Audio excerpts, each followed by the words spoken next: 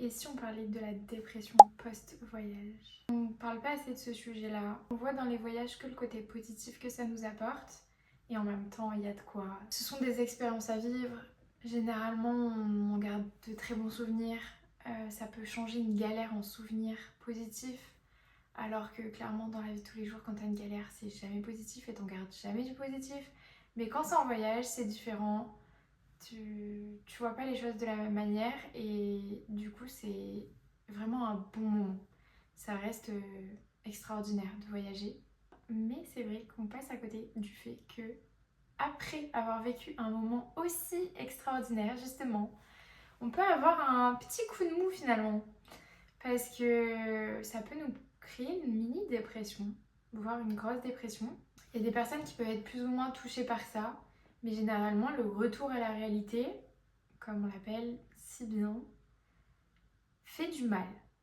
Ça peut être le changement du fait qu'on était dans un endroit incroyable, qu'on a passé des moments inoubliables, qu'on rentre dans notre monde basique. Et de retrouver nos habitudes, tout ça, ça peut nous faire déprimer un petit peu. Je pense qu'il y a plusieurs raisons qui expliquent ce sentiment-là. Ça peut être le changement, parce que je sais qu'il y a des personnes qui déjà le changement ont du mal. Donc le fait de passer d'un endroit extraordinaire, d'avoir vécu des moments incroyables à retour au travail, la routine, tout ça, ça peut faire mal. On peut vivre des choses tellement incroyables. Je pense que ça peut tellement être fort qu'on se retrouve des fois plus à l'aise dans un autre pays que dans notre vie, dans notre routine habituelle. Et ça, du coup, je pense que ça peut impacter et c'est ça qui fait qu'après on est en dépression quand on rentre. Parce qu'on a tellement vécu de belles choses que le retour, on se dit mais attends, j'avais l'impression d'être vivant et là j'ai l'impression d'être rien dans ce monde-là. En tout cas, je suis curieuse de savoir, dites-moi en commentaire si vous avez voyagé, quel était votre sentiment en rentrant. Moi personnellement, il y a certains voyages qui m'ont fait plus de mal en rentrant que d'autres. Ça peut être pour la durée du voyage, donc forcément quand tu pars loin et longtemps, tu t'habitues à une autre vie et quand tu reviens, c'est dur. Et là, c'est plus, une fois de plus, le changement qui fait du mal. Voir les expériences que tu as vécues. Notamment, je suis partie 3 semaines en Thaïlande. Ça fait plus d'1 mois que je suis rentrée. Mais c'est vrai que j'ai eu beaucoup de mal. Bon, après, je suis revenue pendant les fêtes de fin d'année. Donc, passer de l'été là-bas à l'hiver ici, je sais pas trop. Je pense que j'ai bien mis 1 mois à m'en remettre. C'était très dur. Le retour à la réalité m'a fait mal. Et c'était plein de moments de doute où on se sent perdu, on se dit mais pourquoi j'ai vécu des trucs, c'était trop bien et là je reviens et je suis pas épanouie. Est-ce que j'étais plus heureuse là-bas? Est-ce que comment ça se fait? Enfin bref. C'est vrai qu'on peut se poser plein de questions, on peut se remettre plein de choses en question et c'est fou ce que ça peut nous faire. Donc c'est trop bien de voyager, mais il faut faire attention au après. Et pour contredire ce que je dis, mais à la fois aller dans le même sens, je suis partie 10 jours à Rio, donc comparé à 3 semaines, c'est pas grand chose. Et ça a été le plus beau voyage de ma vie d'ailleurs. Mais j'ai eu la même sensation où quand je suis rentrée, c'était très dur. Alors j'étais tellement heureuse d'avoir vécu tous ces moments. Je suis trop reconnaissante d'avoir pu vivre ça, de la chance que j'ai eue d'avoir vécu ça. Mais à côté de ça, la vie ici, j'étais là en mode c'est fade. Là-bas c'était trop bien, là c'est fade. Est-ce que j'ai pas ma place ici? Est-ce qu'il faut que j'aille vivre là-bas? Est-ce que c'est normal? Je crois que c'est le premier voyage qui m'a fait autant un coup. Et donc c'était en novembre 2024 que je suis partie. Et franchement, là que j'ai découvert la vraie dépression post-voyage. Et c'est bête, mais donc j'étais en CDI à ce moment-là.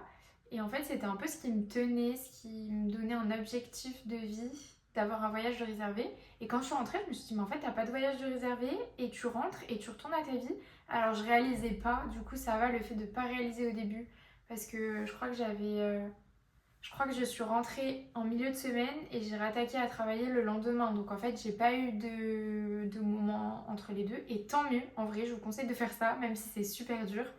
De reprendre en milieu de semaine, au moins vous avez une petite semaine et vous vous rendez pas compte du truc. Parce que si on se rend compte, on se pose et on se pose toutes ces questions-là, je crois que c'est mort. C'est trop dur quoi. Je sais pas. C'est moi ce que vous en pensez. Peut-être que je suis la seule et je suis folle. Mais je pense pas, parce que j'ai déjà vu des personnes parler de cet effet-là que ça fait.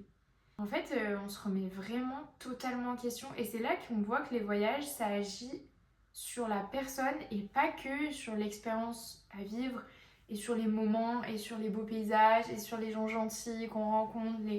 C'est vraiment personnel. Notre cerveau, ça travaille. Sinon, on ne se sentirait pas comme ça. Mais j'avoue que j'ai pas assez de recul pour trouver une méthode. Donc si vous avez d'autres méthodes à part celle de reprendre le travail direct pour pas vous rendre compte de cette situation-là, je suis preneuse et j'attends vos commentaires. La seule autre technique que j'ai trouvée, c'est de réserver un voyage pour avoir un autre objectif de vie et me concentrer là-dessus et être bien parce que je sais que je vais vivre de nouvelles choses et que ça va être incroyable. Mais c'est pénible. Carrément, même petite story time, je revenais d'une année où j'avais fait beaucoup de voyages et on a commencé l'année, j'avais pas de voyage de prévu, j'ai mis 5 jours à prévoir un voyage. Pour vous dire, l'année dernière, j'étais complètement déprimée. Il fallait que je réserve mon voyage. Donc je suis partie fin du mois, donc vraiment 3 semaines après avoir réservé le voyage. Hein, j'ai pas attendu. Je suis revenue en me disant, c'est fou parce que d'habitude, ça me fait du bien quand même de voyager. Et même si j'ai ce mood-là, où je suis contente de l'avoir vécu, mais je suis triste d'être rentrée, machin. Et ben là, vraiment, j'étais trop triste d'être rentrée parce que, je sais pas, je me sens tellement bien dans un autre pays que en France, quand je rentre dans ma vie tous les jours, ben, je me pose plein de questions. En fait, j'ai l'impression que mon cerveau, il est tout le temps en on, à fond, fond, fond, fond, fond. Et une fois que je pars, il est en off complet. Et ça me fait tellement du bien qu'il soit en off, parce qu'il n'en peut plus en fait. Là, vous voyez pas, mais ça fume. Tous les jours, tout le temps. Et à la fois, j'aime bien pourtant ma vie, je me sens heureuse dans ma vie. J'ai des projets qui sont pas aboutis, qui sont en cours, donc forcément pas à 100%, mais je me bats pour, justement. Mais pour moi, je me sens épanouie et heureuse dans ma vie. Et à côté de ça, j'ai quand même ce sentiment des fois. C'est vrai qu'on m'a déjà dit que si tu sens qu'il y a un pays qui t'attire ou que tu te sens bien dans un pays, c'est que ta place est là-bas ou que tu as quelque chose à vivre là-bas. Et ça m'a toujours tourné dans la tête un peu cette phrase parce que j'ai déjà pensé à vivre dans un autre pays, mais je saurais pas dire lequel parce que j'ai eu beau voyager dans beaucoup de pays, enfin beaucoup, 22 pays, je trouve que c'est quand même pas mal en 4 ans. Mais je trouve que j'ai pas trouvé un pays où je suis sûre de vouloir y vivre. Parce que voyager, visiter, c'est une expérience incroyable, mais c'est autre chose que d'y vivre.